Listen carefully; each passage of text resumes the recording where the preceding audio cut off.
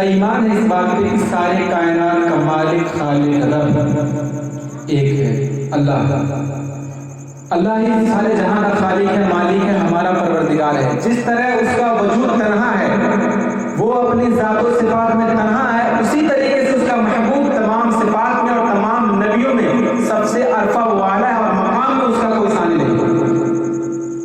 اللہ خود بھی ذات یکتا ہے اور اپنے محبوب کو بھی ذات یکتا بنایا۔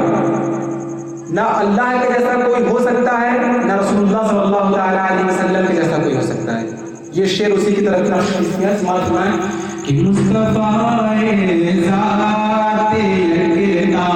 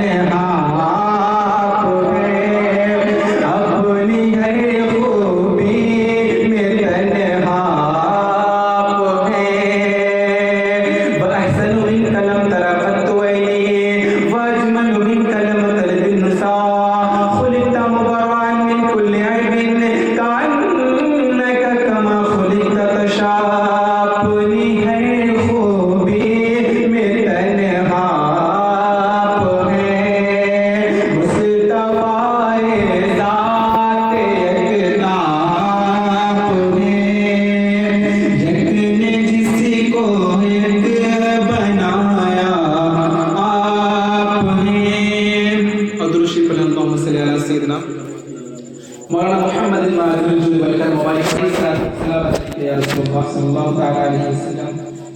معزز سامعین کرام، چند منٹوں کے لیے آپ کے سامنے حاضر ہوا ہوں، چند منٹ، زیادہ آپ کو وقت نہیں دوں گا، بس کچھ دینی احکام اور نکاح کے متعلق کچھ باتیں اور حدیثیں قرآن پاک کی آیتیں آپ حضرات کے سماعتوں کے حوالے کروں گا، اس کے بعد مرسل ہوں انشاءاللہ تعالی۔ ایک بار درود شریف پڑھیں، اللہم صلی علی سیدنا مولانا محمد المعدل الجود والکرم مبارک وسلم۔ صلو علیہ وسلم علیہ یا رسول اللہ صلی اللہ علیہ وسلم۔ اللہ رب العزت اپنے مقدس کلام میں ارشاد فرماتا ہے فَانكِحُوا مَا طَابَ لَكُم، جس کا اردو میں ترجمہ یہ ہوگا کہ فَانكِحُوا، تم نکاح کرو، مَا طَابَ لَكُم، جو شخص تم کو بھائے۔ بھانے کا مطلب یہ کہ جو تم کو پسند ہو تم اس سے نکاح کرو۔ عزیزان گرامی، نبی کریم صلی اللہ علیہ وسلم نے نکاح کے متعلق بہت ساری حدیثیں بیان کی ہیں۔ قرآن مقدس میں اللہ فرماتا ہے وَخَلَقْنَاكُمْ أَزْوَاجًا، ہم نے تم کو جوڑا کر کے پیدا کیا، تمہاری بیوی تمہارے ساتھ پیدا کی گئی ہے۔ عزیزان گرامی، لیکن آپ ذرا اس مقام پہ غور کریں کہ دنیا میں تمام رشتے پائے جاتے ہیں۔ ایک بھائی کا رشتہ ہے بہن کے ساتھ، بہن کا رشتہ ہے بھائی کے ساتھ، ماں بیٹے کا رشتہ ہے، ماں بیٹی کا رشتہ ہے، باپ بیٹے کا رشتہ ہے، باپ بیٹی کا رشتہ ہے، دادی کا رشتہ ہے، دادا کا رشتہ ہے، نانا کا رشتہ ہے، خالہ اور ماما کا رشتہ ہے۔ لیکن آپ ذرا غور کریں، یہ وہ رشتے ہیں جو ماں کے آنے کے بعد وجود میں آتے ہیں، لیکن آپ جانتے ہیں کہ دنیا کا سب سے پہلا کون سا رشتہ وجود میں آیا؟ یہ بتاتا ہوں کہ ہمارے اور آپ کے باپ سیدنا ابراہیم علیہ السلام، سیدنا آدم علیہ السلام کو جب اللہ نے مٹی سے پیدا کیا، ہمارے اور آپ کے دادا حضرت آدم علیہ السلام کو اللہ نے مٹی سے پیدا کیا. آپ جانتے ہیں کیا آپ کو پتا ہے کہ دنیا کا سب سے پہلا انسان کون ہے؟ دنیا کا سب سے پہلا انسان حضرت آدم علیہ السلام ہے.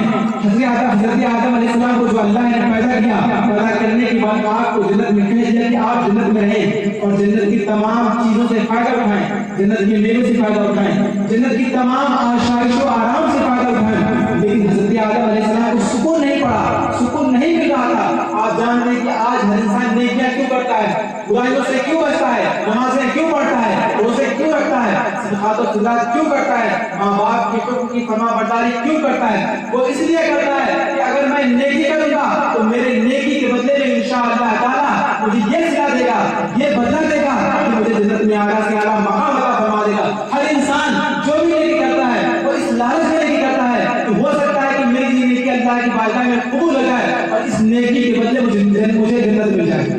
ہر انسان کی چاہت نہیں ہوتی ہے. لیکن آپ ذرا غور کریں، دنیا کے سب سے پہلے انسان حضرت آدم علیہ السلام کو جو اللہ نے پیدا کیا، پیدا کرنے کے بعد دنیا میں پہلے محفوظ نہیں کیا، دنیا میں نہیں بھیجا، بلکہ پیدا کرنے کے بعد فرشتوں سے فرمایا اے فرشتوں آدم کو سجدہ کرو. تمام فرشتوں نے آدم کو سجدہ کیا. اس کے بعد اللہ نے آدم علیہ السلام کو جنت میں رہنے کے لیے چھوڑ دیا. آپ جنت میں رہ رہے ہیں، جنت میں کھا رہے ہیں، جنت میں پی رہے ہیں، جنت میں سو رہے ہیں، لیکن آپ کو سکون نہیں مل رہا ہے. آپ ذہنی طور سے پریشان ہیں اور سوچتے ہیں کسی چیز کی کمی کھل رہی ہے. آپ ایک دن سو رہے ہیں، اللہ کی بارگاہ میں عرض کرتے ہیں یا رب کائنات. حضرت آدم علیہ السلام، عزیزان گرامی، حضرت آدم علیہ السلام اللہ کی بارگاہ میں عریضہ پیش کرتے ہیں یا رب میرا دل تیری جنت میں نہیں لگ رہا ہے، میرا دل تیرے جنت میں نہیں لگ رہا ہے، مجھے یہاں سکون نہیں مل رہا ہے. حضرت آدم علیہ السلام کے اس عریضے کے بعد اللہ رب العزت نے آدم علیہ السلام کی خواہشات کے مطابق ایک بار حضرت آدم علیہ السلام سو رہے تھے تو آپ کی بائیں مسئلے سے تمام مخلوق کے ماں حضرت حوا رضی اللہ تعالیٰ عنہ کو پیدا فرمایا.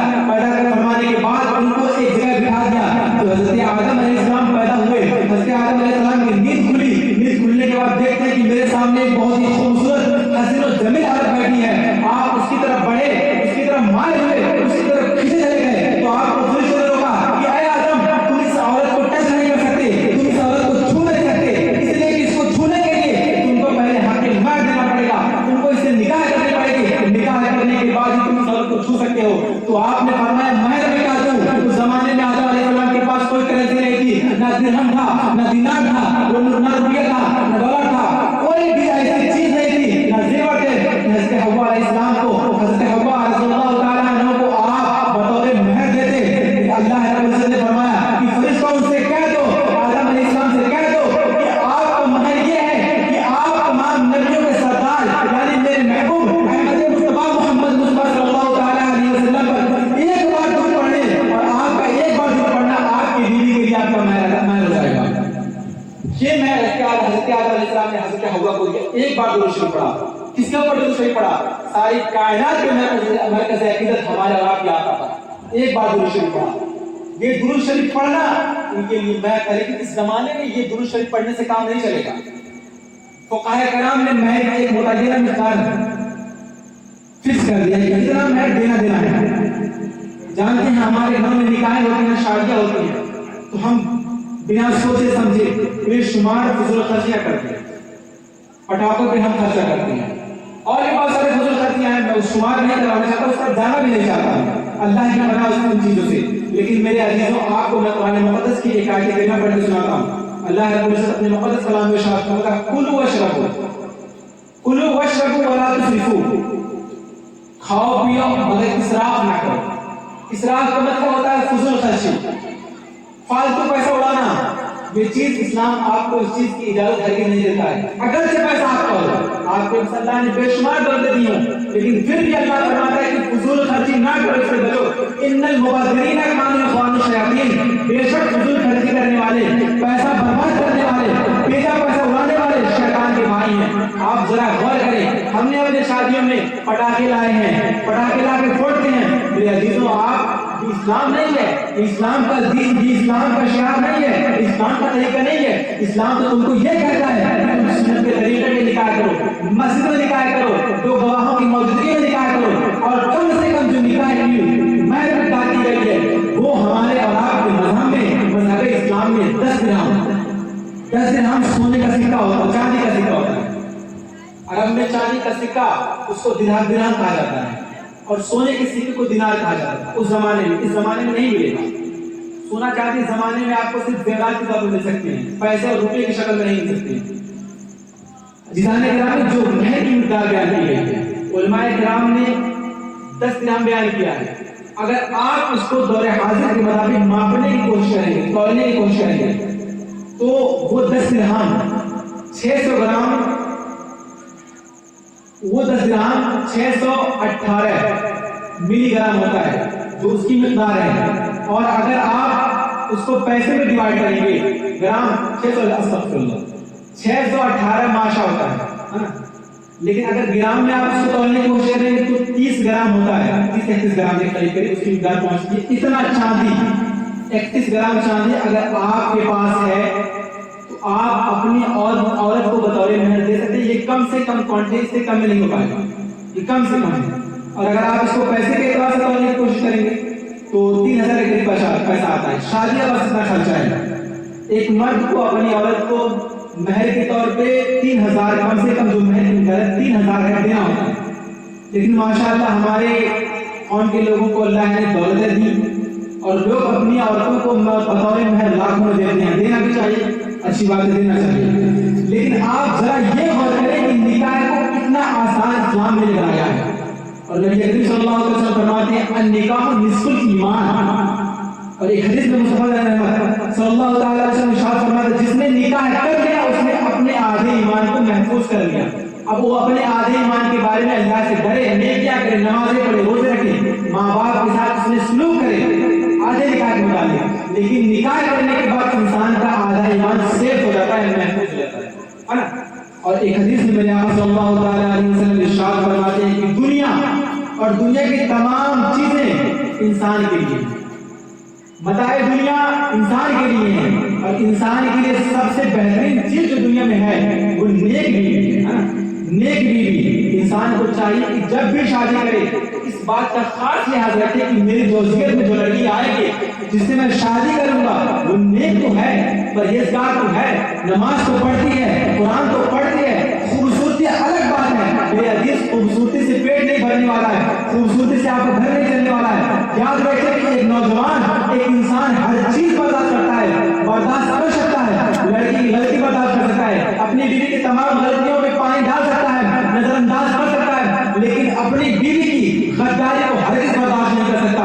تو آپ خوبصورتی کے چکر میں نہ پڑیں. خوبصورتی بھی ضروری ہے لیکن سب سے زیادہ اہم چیز ہے وہ ہے اخلاق، کردار، کریکٹر، اس میں سلوک اور دینداری. نبی کریم صلی اللہ علیہ وسلم ارشاد فرماتے ہیں عورت سے 4 چیزوں کی وجہ سے نکاح کی جاتی ہے. 4 چیزیں اس عورت کے اندر ہو تو اس سے نکاح کر سکتے ہیں.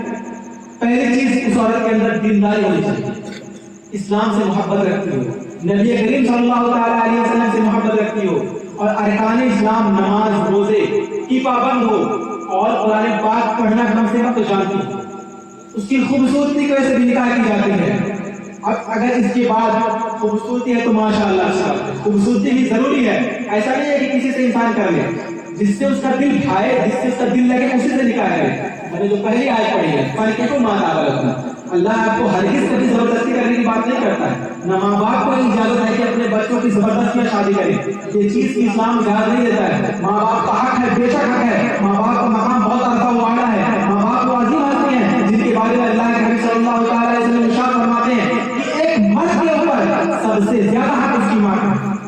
مرد کے اوپر سب سے زیادہ حق اس کا ہے، ماں کا ہے. پھر انسان یہ نہیں کہہ سکتا کہ میری بیوی کا حق میری ماں سے بڑھ گیا. ہرگز ایسا ہو نہیں سکتا. جو مقام ماں کا ہے وہ مقام ماں کا ہی رہے گا، اور ماں کا مقام بیوی سے ہمیشہ اعلیٰ ہے. بلکہ تمام عورتوں میں ایک مرد کے لیے جو سب سے زیادہ اہمیت رکھتی ہے اس کی ماں رکھتی ہے، اور رکھنا بھی چاہیے. ماں وہ عظیم ہستی ہے جس کے بارے میں آپ کو کیا بتاؤں. ہر انسان جانتا ہے کہ میری ماں نے اس کو پیدا کیا، اس نے اپنا لفظ، اپنا خون جگر مجھے پلایا، اور 9 مہینے تک اپنے کوکھ میں رکھے. ہر انسان کی بات یہ ذہن میں رہتی ہے. انسان اگرچہ فراموش کر جائے، بھول جائے، لیکن ہر انسان جانتا ہے کہ میں ایسے آسمان سے نہیں کر کے آیا ہوں. مجھے پیدا ہونے کے لیے ایک ذریعہ ہے نا، ماں باپ ذریعہ بنی ہے تب میں اس دنیا میں آیا ہوں. ہر انسان سمجھتا ہے، لیکن پھر بھی لوگ ماں باپ کی نافرمانی کرتے ہیں. میں آپ کو اس بارے میں ایک حدیث بتاتا ہوں. نبی کریم صلی اللہ علیہ وسلم نے ارشاد فرمایا جس شخص نے اپنے ماں باپ کو ناراض کیا، جو انسان اپنے ماں باپ کو ناراض کرتا ہے گویا وہ مجھے ناراض کرتا ہے، اللہ کو ناراض، اللہ کے رسول صلی اللہ تعالیٰ علیہ وسلم کو ناراض کرتا ہے، جو مجھ کو ناراض کرتا ہے وہ اللہ کو ناراض کرتا ہے۔ یاد رکھیے عورتوں کی عزت دینی ضروری ہے، عورتوں کو محبت دینی ضروری ہے، لیکن ماں کے اوپر عورت کو فوقیت نہیں دی جا سکتی ہے۔ ماں کا مقام ہے، لیکن آج کے لوگ عورت کی باتوں میں آ کر ماں باپ سے قطعی تعلق کر لیتے ہیں، ماں باپ سے رشتہ توڑ بیٹھتے ہیں، نہ ماں کو پیسہ دینا ہے، نہ باپ کا حال پوچھنا ہے۔ یہاں تک دیکھا گیا ہے چیزوں کی لوگ اپنے ماں باپ سے سلام کرنا بھی گوارا نہیں سمجھتے ہیں۔ یہ قوم کس طرف چل پڑی ہے؟ ماں جس نے کیا ہی بتایا جائے ماں کے بارے میں، آپ لوگ جانتے ہی ہوں گے ماں کے بارے میں بہت سارے حدیث ہیں، یہ ٹاپک نہیں ہے میرا، لیکن پھر بھی آپ لوگ یہ سمجھ لیجیے کہ دنیا میں مرد کے اوپر جو عورت سب سے زیادہ حق رکھتی ہے، نہ اس کی بیٹی ہے، نہ اس کی بہن ہے، نہ اس کی بیوی ہے، وہ عورت ہے اس کی ماں۔ تو ماں کا حق ادا ہونا چاہیے، ہر حال ادا ہونا چاہیے۔ اس کے علاوہ میں آپ کو بتا چلوں کہ ہم شادیاں کرتے ہیں، شادیوں میں بہت سارے رسمیں ادا کرتے ہیں۔ شادی میں ایک رسم ہے ہلدی، ایک رسم ہے مہندی، ایک رسم ہے فلانا رسم انسان کرتا ہے، لیکن مجھے سب سے برا رسم جانتے ہیں کیا لگتا ہے؟ سب سے خراب اور واحد رسم ہوتا ہے وہ جب لڑکا شادی کرنے بارات لے کے لڑکی کے گھر جاتا ہے، اس کے بعد پلنگ وغیرہ بچھایا جاتا ہے، وہاں پہ کچھ لڑکے کے ساتھ ہوتی ہے۔ عزیزان کرام آپ اس مقام پہ غور کریے گا، دل کی بات آپ لوگوں کے سامنے بیان کرتا ہوں۔ ہر مرد نوجوان کے پاس ہر انسان ایسا ہے جو اس کے رشتے میں اس کی ماں ہوگی، اس کی بہن ہوگی، اس کی بیٹی ہوگی، اس کی بیوی ہوگی۔ تو ذرا آپ غور کریں، کیا کوئی انسان یہ گوارا کرے گا کہ اس کی بیوی کے اوپر کوئی شخص بدنگاہی کرے، اپنے ہاتھ ڈالے، بدتمیزی کرے، بے حیائی کرے؟ کوئی انسان باقاعدہ انسان یہ چیز ہرگز برداشت نہیں کر سکتا۔ لیکن میرے عزیزوں، جب یہ پلنگ بچھائی کا کام ہوتا ہے، وہاں پہ دیکھا جاتا ہے کہ بولے کے ساتھ کچھ لفنگے ٹائپ نوجوان ہوتے ہیں، ان کے ہاتھوں میں فلانا پتہ نہیں کیا ہوتا ہے، اللہ ہی بتا ان چیزوں سے کچھ اس میں اسپریس میں ہوتا ہے، وہ سب سے واقعہ چیزیں، ناپاک چیزیں ہیں۔ وہ چیزیں لے جا کر گھر کی بچیاں جو دولہے کے پاس تحفہ تحائف لے کے آتی ہیں، دولہے کو تحفہ دیتی ہیں، ان کے اوپر چھڑکتے ہیں، ان سے مذاق کرتے ہیں۔ میرے عزیزوں ذرا دل پہ ہاتھ رکھ کے بولو، کیا کوئی آپ کی بہن کے ساتھ یہ سلوک کرے تو آپ برداشت کریں گے؟ آپ کے ماں کے ساتھ کوئی یہ سلوک کرے تو آپ برداشت کریں گے؟ آپ کی بیٹی کے ساتھ کوئی یہ سلوک کرے تو آپ برداشت کریں گے؟ آپ کی بیٹی کے ساتھ کوئی یہ سلوک کرے تو آپ برداشت کریں گے؟ ہر نوجوان چیخ کے کہے گا یہ چیز ہرگز برداشت نہیں کی جا سکتی ہے کہ میری بہن کو کوئی چھیڑے، میری ماں کو کوئی چھیڑے، میری بیوی کو کوئی چھیڑے، میری بیٹی کو کوئی چھیڑے۔ یہ چیزیں آپ جب نہیں برداشت کر سکے، اپنی ماں بہن بیٹی کے حق میں نہیں برداشت کر سکے، تو بتائیے کسی اور ماں بہن بیٹی کے حق میں آپ یہ چیزیں کیسے کر سکتے ہیں؟ ہمارے اسلام اس بات کی اجازت نہیں دیتا ہے، بتائیے کون سے نہیں دیتا ہے؟ اسلام سادگی کو پسند کرتا ہے، سمپل سٹی کو اسلام پسند کرتا ہے، اور نکاح کا طریقہ بیان کیا گیا شریعت کے اوپر وہ مسجد میں بیان کیا گیا۔ انسان مسجد میں جائے، محفل نکاح سجائی جائے، قاضی صاحب ہوں، دو گواہان ہوں، متعاقد ہے، میاں بیوی حاضر ہوں، بس نکاح ختم معاملہ یہاں پہ۔ اور اگر اللہ آپ کو توفیق دے ہے نا تو سنت ہے، مصطفیٰ نبی صلی اللہ علیہ وسلم نے کہ تم ولیمہ کرو، اگرچہ ایک بکرے کا ہو، نکاح کے بعد شب زفاف کے بعد انسان کو چاہیے ولیمہ کرنا دوسرے دن، ہے نا؟ تو یہ چیزیں انسان کو سمجھنی چاہیے، یہ چیزیں اصل اسلام ہے۔ لیکن اب شادی کو اتنا ڈیفیکلٹ اور دشوار بنا دیا گیا ہے کہ ایک غریب انسان کو سوچنا پڑتا ہے کہ میں کہاں سے قرضے لے کے اپنی بیٹی کی شادی کروں۔ اب دیکھیے آپ ایک چیز ہے جو وبا پھیلی ہوئی ہے، جہیز ہے، جہیز، تو اب اس کی مانگ بہت زیادہ ہوتی ہے۔ نوجوان پہلے سوچ کے بیٹھا ہے کہ میں اپنی شادی میں اپاچی مانگوں گا، ڈسکور مانگوں گا، ہیرو ہونڈا مانگوں گا، فور ویلر مانگوں گا، یہ چیزیں سوچ کے بیٹھا ہے۔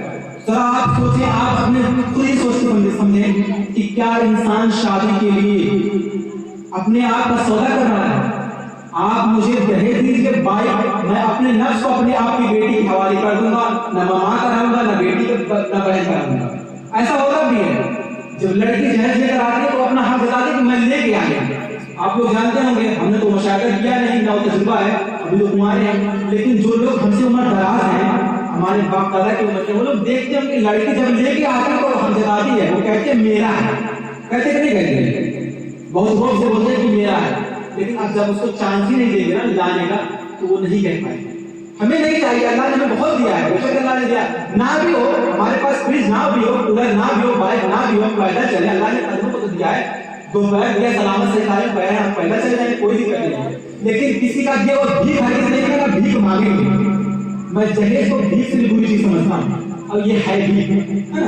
ایک باپ ذرا غور کریں، ایک باپ کے اوپر کیا گزرتی ہے کہ وہ بیٹی بھی دے رہا ہے، اپنا لاشتے جگر تم کو دے رہا ہے اور کہہ رہا ہے کہ میری بیٹی آپ کی بھی آپ اس سے جہیز مانگ رہے ہیں. ایک باپ پریشان ہوتا ہے, لیکن جو دولت مند لوگ ہوتے ہیں, غریبوں میں تو بہت کم پایا جاتا ہے ماشاء اللہ, لیکن جو دولت مند ہوتے ہیں وہ اپنا رواق دکھانے کے لیے, اللہ ایسے دولت مندوں سے بچائے.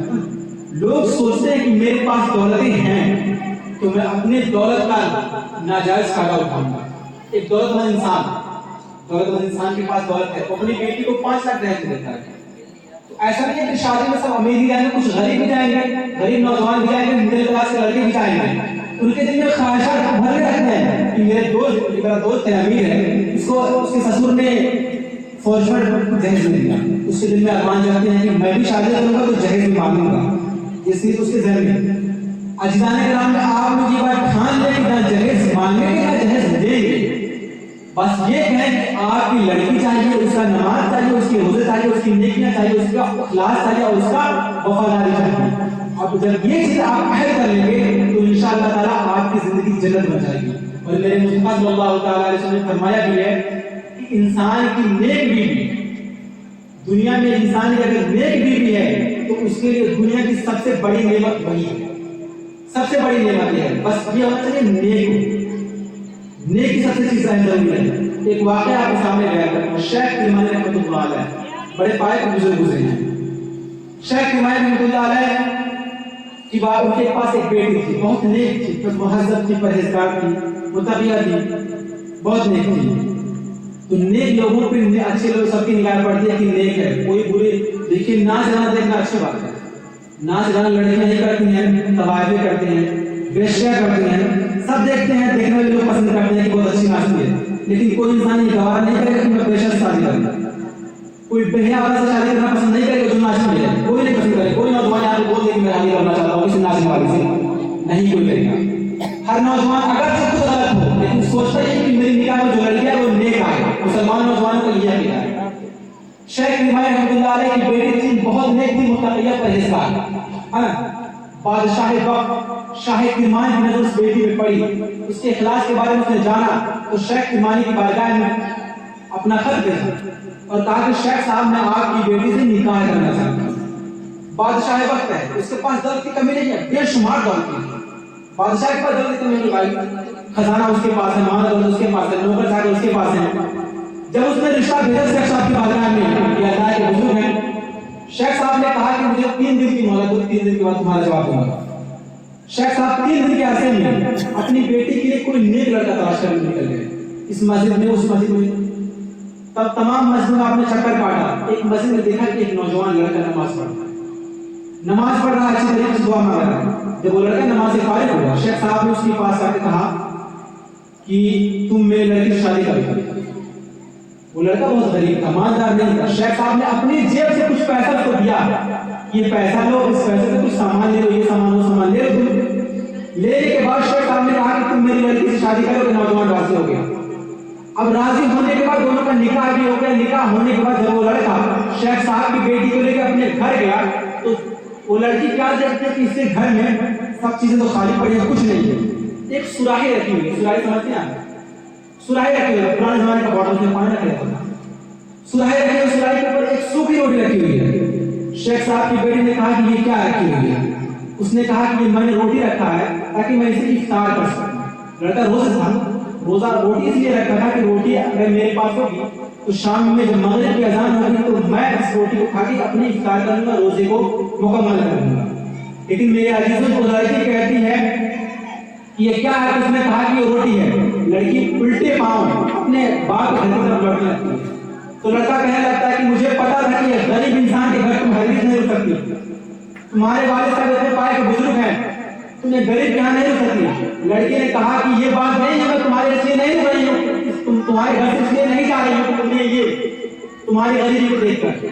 لڑکی نے کہا تمہاری غریبی کو دیکھ کر میں نہیں بھاگ رہی ہوں, بلکہ تمہارے ایمان کو دیکھ کے میں بھاگ رہی ہوں. تمہارا ایمان کتنا کمزور ہے, تمہیں اللہ کے اوپر بھروسہ نہیں ہے, کتنا کمزور ایمان تم رکھتے ہو. تم نے گھر کے لیے روٹی رکھی ہوئی ہے, تو اگر تمہارا ایمان اللہ کے اوپر ہوتا تم یہ روٹی ہرگز نہیں رکھتے. اب یا تو یہ روٹی رہے گی یا تو میں رہوں گا. اس شخص نے وہ روٹی فوراً اٹھایا اور صدا کر دیا اور کہا کہ اللہ رب العزت ہمارا رازق ہے, وہ ہر حال میں ہمیں رزق دے گا. میرے عزیزوں ذرا غور کرو, آج ایک لڑکی کا باپ جب لڑکی دیکھنے کے لیے لڑکا دیکھنے کے لیے جاتا ہے تو لڑکے کا بینک بیلنس دیکھتا ہے، یہ دیکھتا ہے کہ لڑکی کے پاس کتنا کھیت ہے، کھلیان ہے، کتنا زمین ہے، جائیداد ہے، لیکن وہ یہ نہیں دیکھتا کہ لڑکا کا کردار کیسا ہے۔ آپ لوگ اپنی بیٹی کا شادی کرنے سے پہلے لڑکا دیکھیں تو یہ چیز ضرور دیکھیں کہ لڑکی کے اندر کیا عیب ہے، کیا لڑکا شرابی ہے، لڑکا جواری ہے، لڑکا زانی ہے، بدکار ہے۔ اگر ان سب عیب سے لڑکا بچا ہے تو لڑکا ٹھیک ہے۔ اگر اس کے پاس دولت نہ ہو، وہ رب کائنات سارے کائنات کا پالنہار ہے، وہ جو پرندوں چرندوں کو بھوکا نہیں سلاتا، انسان کو بھی بھوکا نہیں سلائے گا۔ اس رب کے اوپر بھروسہ کر میرے عزیز، یاد رکھیے اگر لڑکا قابل رہے گا، کام کرنے والا رہے گا، محنتی رہے گا، اگر اس کے پاس کھیت کھلیان زمین جائیداد نہ ہو پھر بھی وہ لڑکا آپ کی بیٹی کو خوش رکھے گا۔ لیکن اس کے پاس تمام دولتیں ہوں، تمام سلطنتیں ہوں، وقت کا سلطان بھی ہو، بادشاہ بھی ہو، لیکن اگر بدکار ہے، اس کا کردار صحیح نہیں ہے تو آپ کی بیٹی کو خوش نہیں رکھ پائے گا۔ یہ چیزیں ہر مسلمان کو سمجھنی چاہیے۔ اور آپ کو میں بتاتا چلوں کہ ہر انسان کو یہ بھی ضروری ہے کہ شادی کرنے سے پہلے لڑکی کو ضرور دیکھے، لڑکے کو ضرور دیکھے، دیکھنا بھی ضروری ہے۔ میرے مصطفیٰ صلی اللہ تعالیٰ علیہ وسلم نے ایک صحابی سے فرمایا کہ تم جب نکاح کا ارادہ کرو تو تم کو چاہیے کہ لڑکی کو ایک جگہ پہ دیکھ لو، کتنا دیکھنا ہے، ایک جگہ۔ اور گھر کی عورتیں جا کے اچھے سے دیکھ سکتی ہے، لیکن لڑکا نہیں دے سکتا ہے۔ لڑکا صرف ایک جھلک دے سکتا ہے کہ لڑکی کو دیکھ لے گا، انسیت بڑھے گی، محبت بڑھے گی، دونوں کے درمیان لگاؤ پیدا ہوگا، ربط تعلق پیدا ہوگا۔ تو اس چیز کے لیے شریعت نے اجازت ہے کہ ایک جھلک دے سکتا ہے۔ لیکن میرے عزیزوں، آپ کو بس اتنا سمجھنا چاہیے کہ شادی کے لیے جو سب سے اہم فریضہ ہے وہ یہ ہے کہ انسان شریعت مطہرہ پہ چل کے شادی کرے، فضول خرچیوں سے بچے۔ ابھی رسمیں ہیں، بہت سارے رسمیں ہیں مسلمانوں کے درمیان۔ میں بہت پہلے نہیں جانتا تھا کہ مسلمانوں کے یہاں بھی ہلدی ہو، ہلدی کے رسم ہے نا، شاید ابھی ہوگی، سب پیلا پیلا پہنتے ہیں، مجھے نہیں پتا۔ میرے بھائی کی شادی، میرے گھر کی شادی ہوئی، بہنوں کی شادی ہوئی، بھائیوں کی شادی ہوئی، لیکن گھر پہ کبھی ایسا معاملہ ہوا نہیں کہ ہلدی کا کوئی رسم ہو۔ مدرسے میں تھا، پڑھ رہا تھا، فجر کی نماز پڑھنے اٹھا نماز پڑھنے تو اپنا کرتا پیدا لے کر چلا مسجد جانے، تو میں دیکھ رہا ہوں کہ عورتوں کا ہجوم ہے، 10-12 عورتیں ہیں، سب نے پیلا پیلا پہنا ہے۔ مجھے تجسس سے یہ کیا معاملہ ہے بھائی، کیوں سب نے پیلا پیلا پہنا ہے؟ تو نماز پڑھ کے آئے، تجسس دماغ میں تھا، سوچ رہا تھا کہ آخر نماز ہے کیا۔ ایک دوست نے پوچھا کہ یہ کیا معاملہ ہے، تو اس نے کہا کہ ہلدی کا رسم۔ میں نے کہا مسلمانوں کے یہاں کب پیدا ہو گئی ہلدی کا رسم؟ آپ جانتے ہیں یہ رسم کس نے پیدا کیا؟ غریبوں نے نہیں پیدا کیا، جو مسلم قوم میں سو ورڈ ان کو امیر کہنے والے وہ ہندوؤں نے پیدا کیا۔ خیر ہلدی لگانا صحیح غلط نہیں ہے، مرد عورت فی نفس میں ہلدی لگانا کوئی گناہ کی بات نہیں ہے، انسان لگا سکتا ہے، ہر انسان لگا سکتا ہے۔ لیکن غلط بات یہاں پہ ایک انسان کو، ایک مرد کو اس کی بیوی کے علاوہ، اس کی ماں کے علاوہ کوئی اور ٹچ نہیں کر سکتا ہے۔ اور وہ بھی آپ دیکھتے ہیں کہ ہلدی کی رسم میں مامیاں جو گناہ بنا رشتہ دار سب لڑکے کو چھوتی ہیں، ٹچ کرتے ہیں، رگڑتے ہیں، جسم کو چھوتے ہیں، یہ چیزیں جائز نہیں ہے، اس کی اسلام ہرگز کی اجازت نہیں دیتا۔ اور مرد کا ایک اور معاملہ ہے کہ مرد ہمارے یہاں مہندی لگاتے ہیں، تو مہندی جو چیز ہے وہ چیز ہے زینت کے لیے، خوبصورتی کے لیے۔ مہندی صرف عورتوں کے لیے لگانا جائز ہے، مرد کے لیے لگانا جائز نہیں ہے۔ اگر کوئی مرد لگاتا ہے وہ حرام کام کرتا ہے، اللہ اس سے بچائے۔ مرد کے لیے زینت حرام ہے، اسی لیے مرد کو سونا پہننے سے بھی منع کیا گیا ہے۔ مرد کے لیے سونا چاہے رائی کے دانے کے برابر ہو، سرسوں کا جو دانا ہوتا ہے اس کے برابر مرد سونا نہیں پہن سکتا، حرام اس کے لیے۔ مرد کے لیے صرف انگوٹھی پہننا جائز ہے، وہ بھی چاندی کی 4.5 ماشا سے کم۔ بس یہ ہے، آپ لوگ بس اتنا سمجھیں کہ نکاح کرنا ہے ہمیں سنت کے طریقے پہ، جو نکاح ہمارے آقا صلی اللہ تعالیٰ علیہ وسلم نے کر کے ہمیں بتایا، اور نکاح کے بعد ولیمہ کرنا ہے سنت طریقہ یہ ہے۔ بس اتنا سمجھ لیں میرے عزیز، جب آپ شادی میں جائیں کسی کی بہن بیٹی کی طرف بدنگاہی ہرگز نہ کریں۔ بزرگ تو نہیں کرتے لیکن نوجوان ہی کرتے ہیں۔ اور یاد رکھیں نکاح سے انسان کا ایمان محفوظ ہوتا ہے۔ اور آپ لوگ یہ بھی سوچتے ہیں کہ میرا لڑکا بڑا ہو جائے، پیروں پہ کھڑا ہو جائے تب اس کا نکاح کروں گا۔ میرے عزیز میرا رب کہتا ہے تم اپنے لڑکے کا نکاح کرو گا، اس کے پیروں پہ میں کھڑا کروں گا۔ قرآن مقدس میں اللہ فرماتا ہے کہ اپنے غیر شادی شدہ لوگوں کی شادیاں کرو، اپنے نیک باندیوں کی، نیک غلاموں کی شادیاں کرو، اگر وہ فقیر ہوں گے، اَن یکونوا فقراء یغنیہم اللہ من فضلہ، اگر وہ فقیر ہو گئے تو اللہ انہیں اپنے فضل سے غنی کر دے گا. قرآن مقدس کیا کہتا ہے کہ اگر وہ فقیر ہوں گے، غریب ہوں گے، مسکین ہوں گے تو اللہ اپنے فضل سے، اپنی مہربانی سے، اپنی عطا سے ان کو مالدار کر دے گا. بے شک اللہ کے رزق میں بہت سستے ہیں، ہے نا، نکاح کیا جائے گا. لیکن آپ دیکھیے، آپ خود دیکھ رہے ہیں، معاشرے کا مشاہدہ کر رہے ہیں، ہر نوجوان الا ماشاء اللہ نوجوان نسلیں اس قدر مرتد ہو رہی ہیں، تباہ ہو رہی ہیں. یہ افیئر، ایک دوسرے کے ساتھ بوائے فرینڈ گرل فرینڈ کا کلچر. ابھی تو ایک معاملہ لیونگ ریلیشن شپ کا آیا ہے، وہ لوگ آپ نہیں سمجھے، شہروں میں ہوتا ہے لیونگ، بنا نکاح کے لوگ لڑکا لڑکی بنا نکاح کے ساتھ رہتے ہیں، اس کو لیونگ ریلیشن شپ کہتے ہیں. یہ چیزیں اسلام کی اجازت نہیں دیتا ہے. اور باپ اور ماں کی ذمہ داری ہے کہ جب اس کا لڑکا بالغ ہو جائے، سمجھوار ہو جائے، تو ماں باپ کے اوپر فریضہ بنتا ہے کہ اپنے بیٹے اور بیٹی کا نکاح کرے. اگر نکاح نہیں کرتے ہیں اور ان کا لڑکا اور لڑکی کوئی غلط قدم اٹھاتا ہے، زناکاری کی طرف جاتے ہیں، تو اس کا ذمہ دار باپ ہی ہوگا، ماں ہی ہوگی. اور پکڑ ماں باپ کی ہوگی کہ طرح طرح سے سمجھ لیں. یہ نہیں کہ کہتے سے چھٹکارا مل جاتا ہے، ایسا نہ ہوتا ہے. اور نوجوان اس کو چاہیے اگر ضرورت ہو حلال کی تلاش میں آپ رہیں، حرام کی تلاش میں نہ رہیں. یاد رکھیے قرآن مقدس میں اللہ فرماتا ہے الزانی لا ينكح الا زانیۃ او مشرکۃ. جو نوجوان زنا کرتا ہے، زنا سمجھتے ہیں نا، شادی سے پہلے لڑکا اور لڑکی کا ایک ہو جانا، جسمانی تعلقات قائم ہو رہے ہیں، اس کو زنا کرتے ہیں. زنا کے بارے میں اللہ فرماتا ہے لا تقربوا الزنا انه كان فاحشا وساء سبیلا. زنا کے قریب نہ جاؤ، یہ بہت برا عمل ہے، بہت ہی برا عمل ہے. اور مقدس کلام میں اللہ فرماتا ہے الزانی لا ينكح الا زانیۃ او مشرکۃ. جو نوجوان، جو مرد زنا کرتا ہے، وہ یہ نہ سوچے کہ میری نکاح میں نیک لڑکی آئے گی، پرہیزگار لڑکی آئے گی. آپ نے زنا کر لیا ہے، آپ نے ایک لڑکی کی عزت کے ساتھ کھلواڑ کر لی، تو آپ کیسے سوچ سکتے ہیں کہ میری بیوی نیک ہوگی؟ ہرگز ایسا نہیں ہوتا. اللہ کا فیصلہ جو ہے وہ برحق ہے. جو شخص زنا کرتا ہے اس کی نکاح میں تو زنا کی ہوئی لڑکی آئے گی یا تو مشرکہ لڑکی آئے گی. یہ سیم معاملہ لڑکوں کا ہے. جو لڑکی زنا کر لیتی ہے، جو لڑکی زنا کر لیتی ہے، اس کی نکاح میں یا تو زناکار مرد آئے گا یا تو مشرک مرد آئے گا. اگر آپ چاہتے ہیں کہ آپ کی بیوی نیک ہو، آپ کی بیوی پرہیزگار ہو، تو آپ کو بھی نیک ہونا ہوگا، آپ کو بھی پرہیزگار ہونا ہوگا. اس لیے کہ آپ کے پرہیزگار ہونے سے آپ کی بیوی کا پرہیزگار ہونا لازم آئے گا.